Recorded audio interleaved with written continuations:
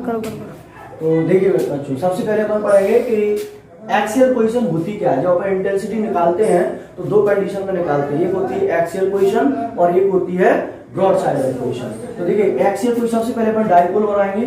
Dipole क्या होता है? ये डाइपोल होता है ऐसा कोई व्यवस्था, इलेक्ट्रिक व्यवस्था, जिसमें एक पॉजिटिव चार्ज और एक नेगेटिव चार्ज आपस में कुछ सम डिस्टेंस पर रखे रहते हैं, सेपरेट रखे रहते हैं, तो इसको हम इलेक्ट्रिक डाइपोल कहते हैं। ठीक है, इस डाइपोल का मिड पॉइंट O होता है और ये मान लीजिए A पॉइंट है, ये B पॉइंट है, ये भी एक डाइपोल है और इसके बिटवीन जो डिस्टेंस होती है, स्मॉल डिस्टेंस, इसको हम 2L मानते हैं और ये मिड पॉइंट है। जब मिड पॉइंट है तो 2L का ये हाफ डिस्टेंस L हो जाएगी और हाफ डिस्टेंस L हो जाएगी। ठीक है, जब हम इस डाइपोल के कारण इंटेंसिटी इसी लाइन पर फाइंड करते हैं, यानी कि इसी एक्सिस पर फाइंड करते हैं, इसी लाइन को आगे बढ़ाकर यहाँ पर जब या कोई पॉइंट P लेट कर लेते हैं, इस पर निकालते हैं, तो ये कहलाती है एक्सियल पोजीशन। और जब इस पॉइंट P जिस पर हमको इंटेंसिटी फाइंड करनी है, उसको यदि हम ये मिड पॉइंट से जाने वाली परपेंडिकुलर लाइन पर लेते हैं तो इसको बोलते हैं ब्रॉड साइडल पोजीशन। ठीक है, तो फर्स्टली अपन अभी इस क्वेश्चन में इंटेंसिटी कहाँ फाइंड करेंगे? इसी लाइन को आगे बढ़ाएंगे, इसी के डाइपोल के एक्सिस पर निकालेंगे, इसलिए इसको हम बोलते हैं intensity of electric field due to dipole in axial condition. क्योंकि ये पॉइंट एक्सिस पर होता है डाइपोल की, इसलिए ये एक्सियल कंडीशन कहलाती है। ठीक है, अब जिस पॉइंट पर इंटेंसिटी निकालते हैं वहां पर हम एक टेस्ट चार्ज Q0 को इमेजिन करते हैं, इसको हम टेस्ट चार्ज बोलते हैं, Q0 कह सकते हैं या Q0 कह सकते हैं। ये जो चार्ज होता है हमेशा इसको पॉजिटिव मानते हैं। कैसे मानते हैं? पॉजिटिव। अब ये पॉजिटिव चार्ज है तो सबसे पहले ये पास में है, इसके कारण इस पर इंटेंसिटी क्या आएगी? ये इसको रिपल्स करेगा बाहर की तरफ, क्योंकि सेम चार्ज एक दूसरे को रिपल्स करते हैं, तो रिपल्स करते हैं तो इसके कारण intensity of electric field at the point P बाहर आएगी, इसको हम E1 मान लेंगे। और ये माइनस चार्ज है वो इसको अट्रैक्ट करेगा, तो माइनस Q के कारण जो P पर इंटेंसिटी आएगी वो कहाँ होगी? अंदर की तरफ होगी और इसको हम E2 मान लेते हैं। तो दो इंटेंसिटी हो गई, एक A पर जो पॉजिटिव चार्ज है इसके कारण और B पर एक नेगेटिव चार्ज है उसके कारण। पॉजिटिव चार्ज के कारण आउटवर्ड और नेगेटिव चार्ज के कारण इनवर्ड। अब इस पॉइंट पर हमको रिजल्टेंट इंटेंसिटी निकालनी है और रिजल्टेंट इंटेंसिटी मान लीजिए E है, तो इस E की वैल्यू हमको फाइंड करनी है। इसके लिए अब हम क्या करते हैं? पहले डिस्टेंसेस फाइंड करेंगे। जो P पॉइंट होता है उसकी डिस्टेंस मिड पॉइंट O से R मानते हैं। कितनी मानते हैं?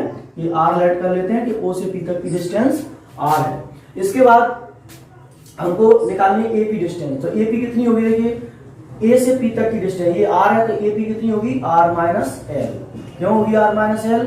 देखिए क्योंकि ये R इतनी है और यहाँ से हमको इतनी कम करनी है, तो इतनी कम कर देंगे L, तो ये हो जाएगी AP R माइनस L। अब इसी तरह से यदि हम BP निकालें तो BP कितनी होगी? देखिए यहाँ तक आ रहा है, एक्स्ट्रा L जोड़ रहा है BP के लिए, तो ये BP हो जाएगा आपका R प्लस L।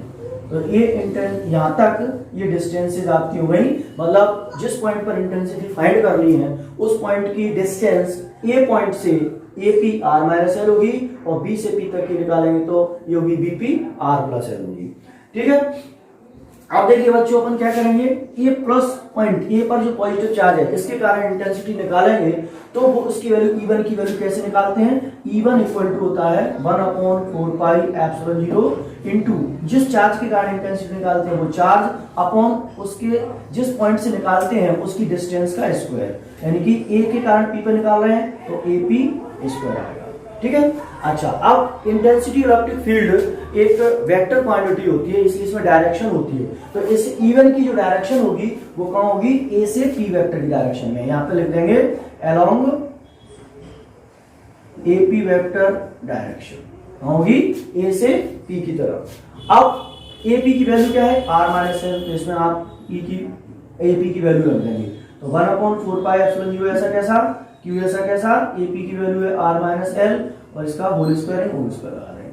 ये हो जाएगा इक्वेशन नंबर फर्स्ट। इसी तरह से सिमिलरली हम B पॉइंट के कारण नेगेटिव चार्ज के कारण P पर जो इंटेंसिटी आएगी उसको फाइंड करेंगे। तो B के कारण इंटेंसिटी का फॉर्मूला क्या होगा? यानी E2 equal to 1/4 pi epsilon 0, ये सभी में रहेगा, इनटू Q चार्ज। इसमें जो चार्ज लेते हैं वो विदाउट साइन के लेते हैं, जैसे यहाँ पॉजिटिव है या नेगेटिव है, तो इसमें आपको साइन का यूज नहीं करना है, ओनली मैग्नीट्यूड रखना है। तो इसका भी मैग्नीट्यूड क्यू है और अपन इसके का इंटेंसिटी निकाल रहे हैं, तो बी पॉइंट से पी तक की डिस्टेंस क्या है, बीपी। तो यहाँ डिस्टेंस आ जाएगी बीपी का स्क्वायर। अब इसकी डायरेक्शन क्या होगी, इसकी डायरेक्शन देखिए E2 की डायरेक्शन है P से B की तरफ है, तो यहाँ पर लिख देंगे डायरेक्शन के लिए अलोंग P से B की तरफ, PV वेक्टर डायरेक्शन। ठीक, अब इसकी डिस्टेंस को रख दीजिए, BP की डिस्टेंस कितनी है r प्लस एल, तो यहाँ E2 इक्वल टू हो जाएगा 1/4π0 इंटू Q अपॉन और r प्लस एल का होल स्क्वायर। ये हो जाएगी इक्वेशन नंबर 2।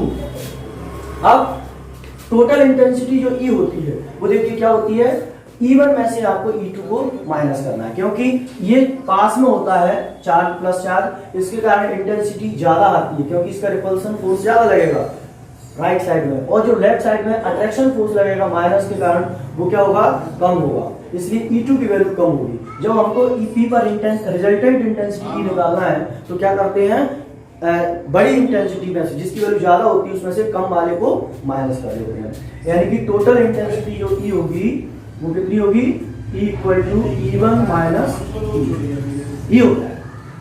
अब इसमें अपन E1 और E2 की वैल्यू को पुट कर देंगे और कैलकुलेट कर देंगे, तो अपन को total intensity of electric field find हो जाएगी। तो देखिए कैसे करेंगे, अब अपन को टोटल इंटेंसिटी निकालनी है E, तो इसमें आप वैल्यूज को पुट कर देंगे तो देखिए क्या हो जाएगा। अब देखिए E इक्वल टू कितना आएगा, E1 की वैल्यू कितनी है 1/4πε0 into Q upon r minus L का whole square minus 1/4πε0 into Q upon r plus L.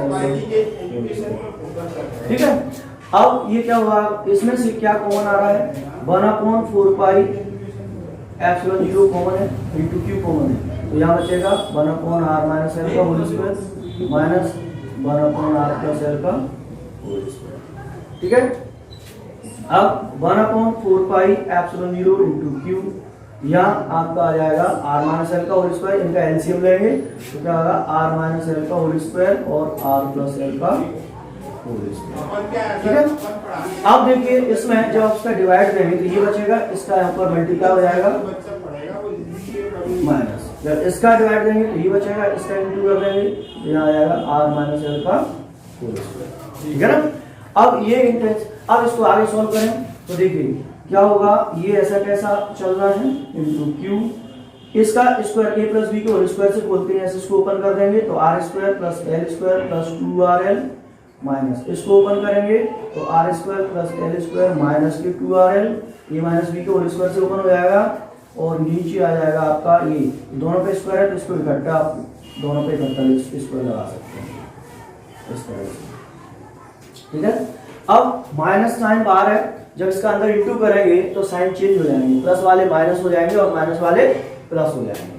तो देखिए कितना आएगा, इस डायग्राम को अपन हटा सकते हैं, इसको यहाँ पर कैलकुलेट कर लेंगे कितना होगा। ये ऐसा कैसे चल रहा है, जो बाहर है अंदर देखिए इसको, ये r square plus L square plus 2rl ऐसा कैसा, इसको अंदर इंटू करते हैं तो साइन चेंज कर दीजिए, r स्क्वायर हो जाएगा माइनस का माइनस एल स्क्वायर और प्लस 2rl और नीचे आ जाएगा आपका ये माइनस बी प्लस बी का फॉर्मूला लग जाएगा, तो जो हो जाएगा आपका r square minus L square और पूरे का होल स्क्वायर। अब देखिए ये प्लस r स्क्वायर है, ये माइनस r स्क्वायर है, ये प्लस एल स्क्वायर है माइनस एल स्क्वायर है, प्लस और माइनस के भी सेम नंबर्स होते हैं तो उनको आप हटा सकते हैं, तो ये कैंसिल हो जाएंगे, क्या बचेंगे 2rl और 2rl ऐड हो जाएंगे, क्योंकि दोनों प्लस प्लस के हैं, ये 4rl हो जाएगा ऊपर वहां पर। तो यहाँ देखिए कितना है, ये तो ऐसे चलना है और ये 2rl 4rl और नीचे आ जाएगा r square minus L square का होल स्क्वायर। अब देखिए ये आपको ऐसे ही चलता रहेगा और यहाँ पर 4rl को हम लिख सकते हैं 2 × 2 और rl और नीचे आ जाएगा r square minus L square का होल स्क्वायर। अब क्या करेंगे, इसमें से देखिए ये ऐसा का ऐसा इंटू Q, इसमें आप 2QL को, यहाँ पर Q और L है 2RL और ये बाहर Q चल रहा है, इस Q का अंदर मल्टीप्लाई कर दीजिए तो ये देखिए 2R को हम अलग कर लेंगे और ये Q अंदर जाके 2QL ये कि 2Q और L इनको अलग कर लेंगे और नीचे आ जाएगा R square minus L square का होल स्क्वायर। ये Q अंदर भेज दिया तो ये 2Q देखो 2 और R आ गया, 2L अंदर था, ये अंदर जाके Q 2QL हो गया। अब ये 2QL होता है, ये हमने 4 को इस तरह से क्यों इंटू किया, क्योंकि 2QL एक फॉर्मूला बन जाता है और इस फॉर्मूले को हम P बोलते हैं, यानी डाइपोल मोमेंट कहा जाता है। क्या कहा जाता है? Dipole moment. 1/4πε0 इंटू ये QR और ये P कहलाएगा डाइपोल मोमेंट। ये 2QL क्या होता है? Dipole moment. तो ये 2RP हो जाएगा और नीचे हो जाएगा R square minus L square का होल स्क्वायर। तो ये हो जाएगी intensity field due to dipole, यानी कि E की वैल्यू कितनी आ गई?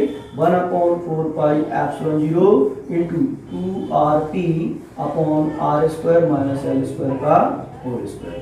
ये कहलाती है intensity of electric field due to dipole at the point P in axial position, यानी एक्सियल पोजीशन में इंटेंसिटी ऑफ इलेक्ट्रिक फील्ड के लिए एक्सप्रेशन कहलाएगा। इसकी यूनिट होती है न्यूटन पर कूलम।